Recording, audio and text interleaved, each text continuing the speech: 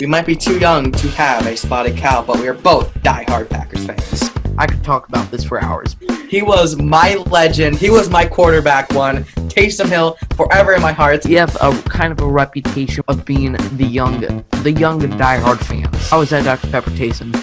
Amazing. Okay, good. Let's keep it under 25 minutes, all right?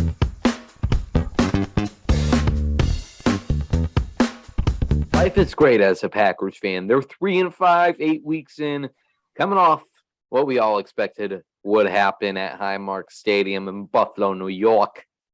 It's the Underage Packers podcast here, episode 118, as the Packers slump continues, and it might get pretty late for the Packers this season. We might be looking at playoff pictures earlier than we'd like to.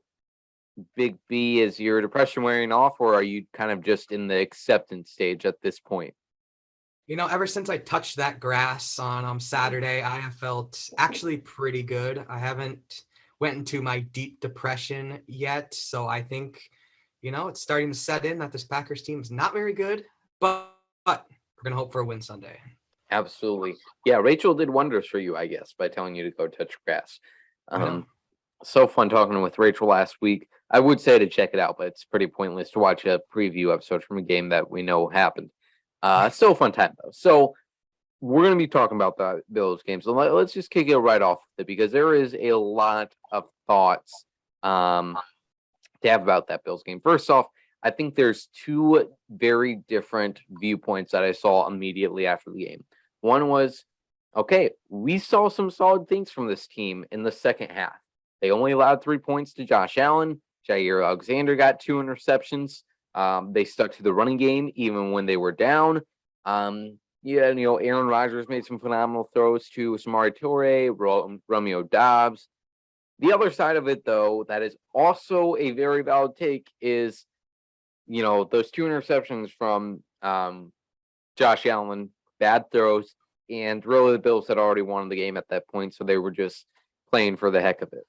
The Packers stuck to the running game in the third and fourth quarter because all of their wide receivers were injured and they don't know how to pass the ball, and that Aaron Rodgers still does not look great.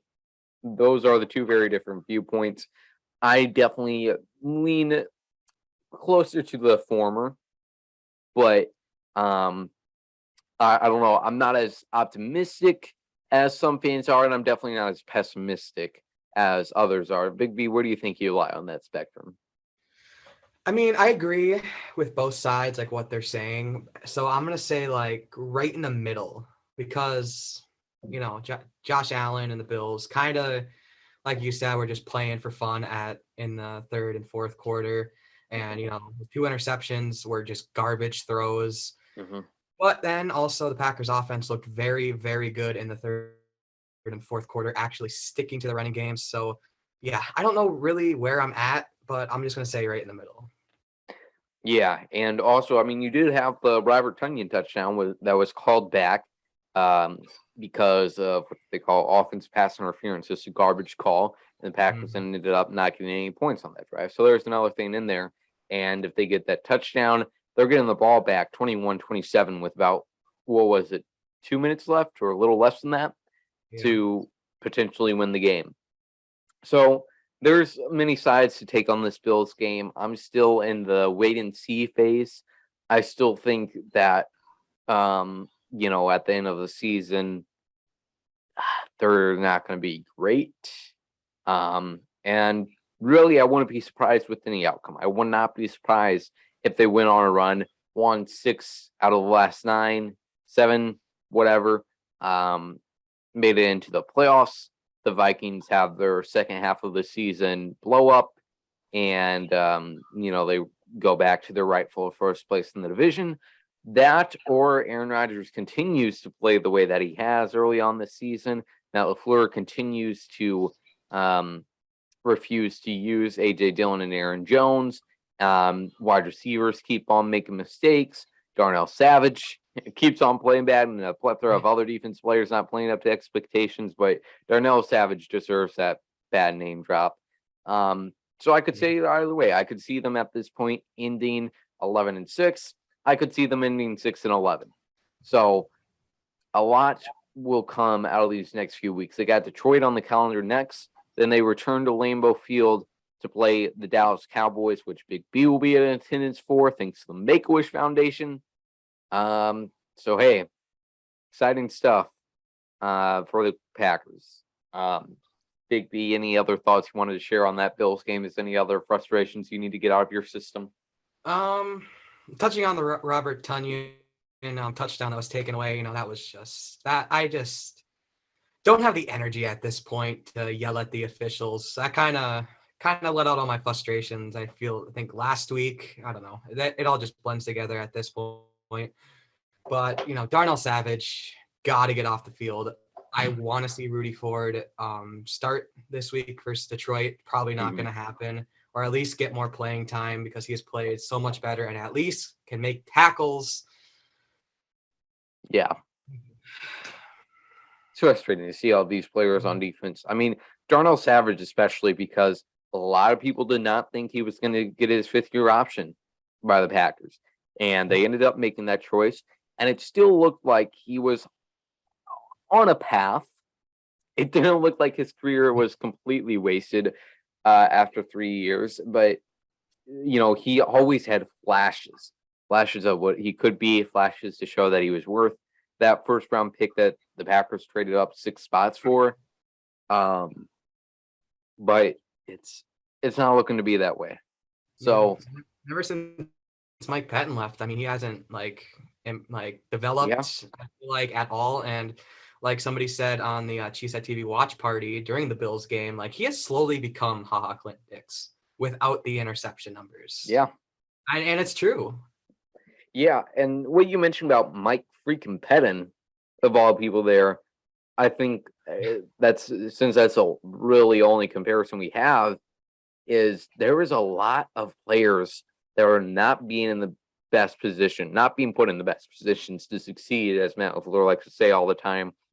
Why it's week 8 and Jair Alexander is not covering Stephon Diggs to prevent that 40-yard pass down the middle of the field that Josh Allen makes in the second half that pretty much acts as a dagger for the against the Packers. Why we did not learn it's not it's completely solely Joe Barry, because players have started to speak out about this.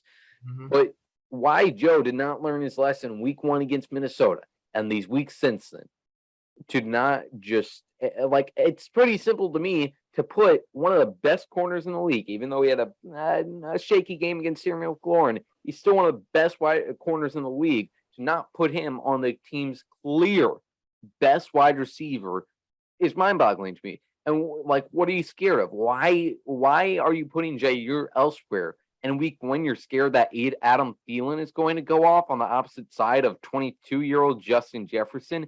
And this game, you think that, Gabe Davis, who got 4 touchdowns against Kansas City and is still a player on the rise, you're worried that he's going to do more than Stephon Diggs? What are we doing? What are we doing, Joe? Jair not being matched up on wide receiver 1 for the whole game is ridiculous. Darnell Savage being put out there week in and week out and expecting different performances from him is ridiculous. I've seen people on Twitter suggest that maybe Darnell can play slot corner. Rasul Douglas struggles when he's in the slot. So, the linebackers too, Quay and Devondre not being used like they should. And Devondre's not having a season like he did last year. But, man, the personnel decisions by Joe Barry, it's hard to understand now. And I feel like during the Washington game and afterwards, I feel like Joe Barry kind of got a little startled and scared at how bad Jair did against Terry McLaurin, that now he just went back to his old ways of having Jair on the second best receiver, having Stokes or Rasul on said Stephon Diggs. I feel like that's what his mindset was, and clearly backfired once again. Possibly. We'll be interested to see if they make any changes. There's going to be changes in the Dallas game. Trust me on that one. Hopefully. Oh, yeah. You'll make sure your voice is heard. Oh, absolutely. Yeah, and I hate to bring this word up at this time of the year, but looking at the draft and free agency, You did not just say that. I my just got to say, Darnell he's still going to be under contract because of a fifth-year option. We're probably going to have to end up overpaying for that, but whatever. Right? Look forward, because this next offseason will hopefully be a full rebuild year, no matter how this season ends. So hopefully, well, I'm not going to say that, but this year I'm sure they'll look to draft safety early. Maybe, well, Or I at like least Kingsley. trade. Go on. I like Kingsley Enegbar at outside linebacker though, which is Yes. random thought. But I was going to say they should draft an edge. But no, Kingsley is looking to be a pretty good piece. You got Preston 3 more years after this, and Rashawn will be going on his 5th-year option too, so they'll definitely have to pay up for him. So draft will certainly be interesting to see what positions they want to add with a defense that already has many first-round picks. Yeah, and what I was gonna say was I at least hope this offseason we trade Darnell for at least something, because Brian got a 4th-round pick for Hawk Clinton Dix. I would assume he could get at least something equivalent to a 4th-round pick this offseason. Maybe. Well, and this is a great transition to talk about the trade deadline here. Look at me. In the clutch. You just Let's- laying the dominoes for me, Big B. I appreciate that. No problem.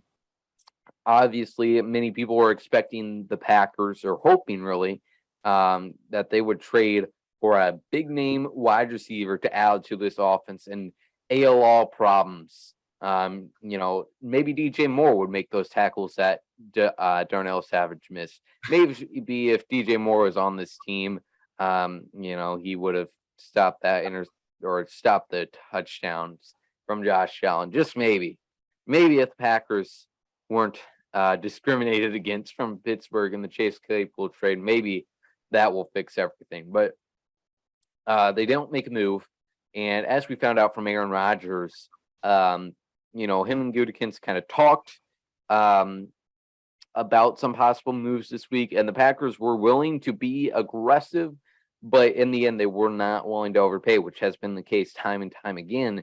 And look, I completely understand people being frustrated with that always being the message we get from the outside about the Packers when it comes to free agency or trades.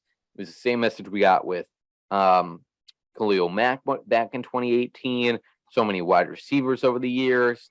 So I completely get the frustration, but this in the conversation thing, I think is true. I do think Brian is in every conversation looking to improve, but he is certainly a Packers general manager. He is certainly from the Ron Wolf, Ted Thompson tree, and he's going to be more conservative. He's not going to go all out, and he has the interest for sustained success over a period of time and not going all in one year. All in is a complete opposite philosophy of the Packers, and I just don't understand the opposing viewpoints that some of these people have, because some of these same people that are dying for them to trade for a DJ Moore, a Brandon Cooks, are the same people that are saying this season is over, that there's no point to even watch. They're going to finish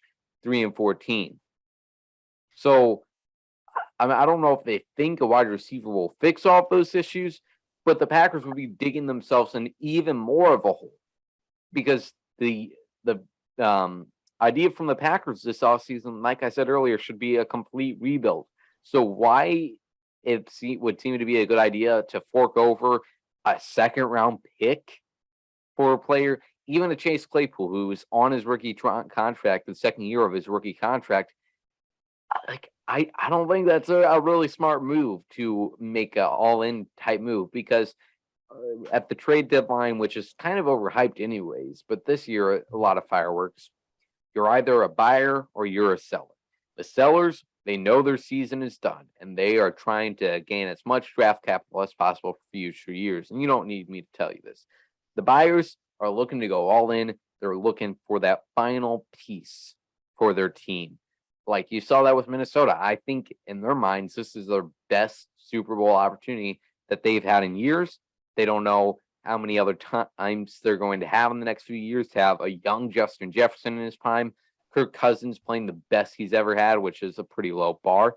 The defense doing all right. You got Kevin O'Connell in there now, and the offense seems to be great. They, lit a marathon on the Arizona Cardinals this week. So in their mind, this was their best chance, and they went and got T.J. Hockenson because Irv Smith is without an injury, and now Kirk Cousins has another possible intended receiver for him to throw his heartbreaking game or season-ending interception on. So the Packers are right in the middle of being a buyer and a seller. I saw some people suggesting during this Bills game that they should trade Aaron Jones because, hey, they're probably going to cut him just because of his contract after this year. So if this team ain't go nowhere, there's no point to hold on to him. Might as well get some value for him now. He's, still, even though he's underutilized this year, he's shown his great potential and his great talent. So it would have made sense to trade Aaron Jones, in my opinion. But I love him so much. But they're still kind of right in the middle of this. With Aaron Rodgers, I don't care that he has been bad this year. They're always going to hold on to that hope that he's going to turn this whole thing around like he did in 2016 and go scorched earth on everybody and lead you to the promised land. So that's why I think the Packers, weren't sellers. They weren't going to trade Amos, who is still unextended. He has his contract coming up this offseason. They weren't going to trade Darnell Savage and Amari Rodgers. You think they suck, so why would any other team want them? Please get this through your mind, people. They're just in a difficult position, and this has kind of been the story of the Packers and how they have to limit themselves and how they operate since February of this year. Because I said something like, at that time, with Aaron Rodgers' decision specifically, they're in a really tough spot. And then they trade away Devontae Adams, and they're trying to balance going all in and making the most of Aaron Rodgers' final years and also looking to the future. And most of the players they, poured over a bunch of money for this season aren't viewed as building blocks for the next few years. Rasul Douglas, Devondre Campbell, while they might be still closer to the beginning of their careers than the end, they aren't viewed upon as these young pieces that are going to be a part of the Jordan Love era for years to come. So they were just in a tough spot. And now we're seeing the consequences of that when things go wrong. So, hey, like I said, though, maybe the Packers' hope will be right. Aaron Rodgers will turn around. The offense will get it together. But that's my synopsis on the Packers' lack of action during the trade deadline. All right, moving on to Week 9. Detroit Lions. I see this as I think I said this about the Jets game too, or maybe the Commanders game, but I will either lose all hope or feel a little bit of rejuvenation this week against the Jets. If they lose to the Lions, I don't know how I'll be feeling. I might be a casual fan for the rest of the year, or I shouldn't say that. I shouldn't say that. I take back what I said. I completely regret what I just said. I did not say that. I will not be somebody who tells people to sit down in December because that will not be happening. I might have to take back my ticket now. The Rams game. Please let me have your ticket. I regret everything. So no, but I will lose a lot of hope if they cannot put together a win against the Lions, because it would seem as the blueprint is laid out for them. Like they saw that what we've been suggesting they do, running the ball, especially when your wide receivers are injured, that it works. That Aaron Jones, I mean, how many plays did he got stopped like within a yard of the line of scrimmage and it turned into a 6-8 yard carry? Yes. Like, just give him the ball every time. Yeah. I And don't especially care when how. Detroit has the 20th ranked run defense. Like, Mm, we just gotta pound them constantly. hmm Okay, that sounded really wrong, but you get the point. Amen to that. Now, some other things about Detroit here. I'm not scared about their quarterback. I'm not even going to mention his name. Watch this. He's going to throw for 455 touchdowns on us. But Jamal Williams. The Give it up, GOAT! folks. Jamal Williams will be turning against Packers. I love the videos that have come up against our past two matchups against Detroit, and he's reconnecting with his old teammates. That's always great to see. You love to see it. It's so wholesome. Brings so much joy into my heart. You love to see it. Yes. Now, don't dismiss the reason we're talking about Jamal for just Big B's love for him. Jamal is currently second in the league with 8 rushing touchdowns. So, averaging 1 a game. The man has been on fire. I had to go up against him in fantasy this week, and it sucked. So, That's why Jamal you doing great drafted things. him. I told you to draft him, but you never listened to me. So Yeah, that is true. I think I do remember that. Yeah. Packers are currently 3.5-point favorites. Now Detroit, they went up against, was it Miami last week? Yeah.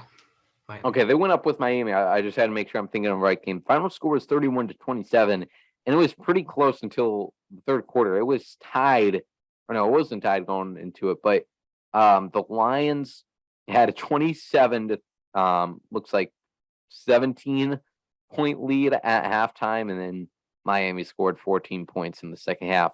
But their offense was on fire. So, well, yeah, it's Detroit is still a 1-win team. All right, they don't have a lot of talent, but the Packers have certainly had some trouble putting away Detroit like they have in these past few years and pretty much all decades. They cannot. Like the Packers, I mean, they really have never been able to do this with any teams. They are not able to, like, in the first quarter, grab them by the throats and just be done with it. Mm-hmm. Like, that never seems to be happening, and specifically with Detroit. It is going to be at Ford Field, so there's that. I remember last year when, who even was it? It wasn't David Blau, but because when we were at Ford Field, that was week 18. But maybe it was 2021 where some backup quarterback came in for Matty Stafford in the fourth quarter and almost beat us. So, hey, Detroit, always going to be a run for your money, but the Packers need this win. The Packers absolutely need this win for their energy. They just need to know what it feels like to win. They just need to know that it still matters. They just need to know that they still have a chance in this thing, that they can't give up. A quote that was really telling about the energy in this locker room right now is Aaron Rodgers saying on the Pat McAfee show, "This is the first game of the season we felt ready to play." When I first saw that, I mean, first I thought it was like from The Onion, a spoof. And then I was like, are you, like, I should have watched a clip, but are you for real? And from the tone, it sounded coming from him, it sounded like, yeah, it was a good thing. We finally got in the right energy. And I'm like, what? I'm glad you're now just finding that energy in, like, what, week 8 of the NFL season? I know. It's week 8. And the fact that he admitted that is kind of wild to me, too. Yeah. And he might have in the interview, but the coaching staff deserves a lot of the blame for that, specifically Matt LaFleur, but all the other coaches. But Aaron Rodgers, Mercedes Lewis, Devondre Campbell, like, the leaders on this team deserve a lot of blame for that too. And, I love Mercedes, and maybe I shouldn't accuse him of that. But they're what? Yeah, I did block you on Twitter. Say whatever the hell you want about him. But, like, the leader, there is an absence of people that are on this team that are telling them to get off their asses. Mm-hmm. Like, they need to get it together. And Yeah, and I'm surprised Rodgers like hasn't been that guy, especially when we're paying him what $50 million a year yeah, or whatever the hell I we're mean, paying. I think at this stage of his career, whether intentional or unintentional, Rodgers kind of way of getting respect in the locker room is just because he's Aaron Rodgers, Mhm. right? And he's very reserved, kind of quiet, and he'll say things when he's needed to. And he said that on McAfee's show that like he's not the type to give scripted rah-rah speeches. But like somebody needs to step up.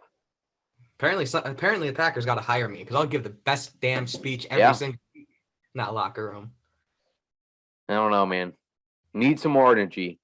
I mean, I would agree with him though, because this week it looked like they finally had some heart in it, but not too much to be inspired by with this Packers team. 3-5, second in the NFC North somehow, tied with Chicago. This I know it still seems like we're earlier in the season here, but time is ticking. Yeah. Not too long until they gotta have a miracle happen to make the playoffs. Get it together this week in Detroit, and let's get this win streak rolling, baby. Thank you for tuning in to this episode of the Underage Packers podcast. We greatly appreciate you listening. If you enjoyed it, subscribe to the YouTube channel, follow us everywhere. We really appreciate it. And Big B, any final thoughts here today? Let's hope Jamal Williams doesn't kill us this week because I'm absolutely terrified to face him. You know, the Lions are actually using him how I've been saying the Packers should have used him his entire career. Just give him all the goal line touches. But guess what? Yeah. Packers don't listen to me ever, but at least the Lions do. Right? Did you send in letters? Did you try sending in letters to 1265? I think that might be the issue. Oh, yeah, every week. Send letters. Just okay, now I have to know, are you going to be wearing your Jamal Packers jersey this week or Jamal Lions jersey? Okay, come on now. I'm not a bandwagon, okay? You're high if you think I'm wearing the Lions jersey this week. Okay. Well, that's all we got for you folks. Jamal Williams is a GOAT. The GOAT! And go Pack, go.